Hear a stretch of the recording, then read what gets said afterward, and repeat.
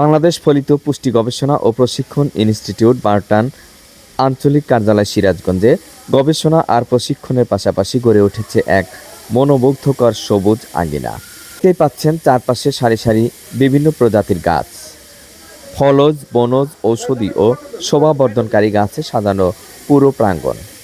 এই আঙ্গিনায় রয়েছে আম, পেয়ারা, কাঁঠাল, লেবু, ডালিম সহ নানা ফলজ বৃক্ষ।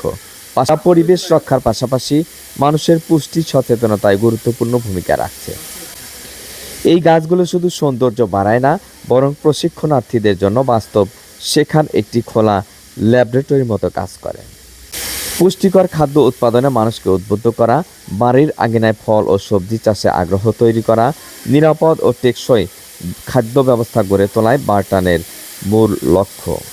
সবুজ এই আঙ্গিনা যেন আমাদের মনে করিয়ে দেয়, প্রকৃতির সাথে বন্ধুত্ব করলেই মিলবে সুস্থ জীবন ও নিরাপদ ভবিষ্যৎ। সিরাজগঞ্জে পরিবেশ, পুষ্টি ও কৃষি ভিত্তিক উন্নয়নের এক উজ্জ্বল দৃষ্টান্ত হলো বারটান আঞ্চলিক কার্যালয় এই সবুজ প্রাঙ্গণ।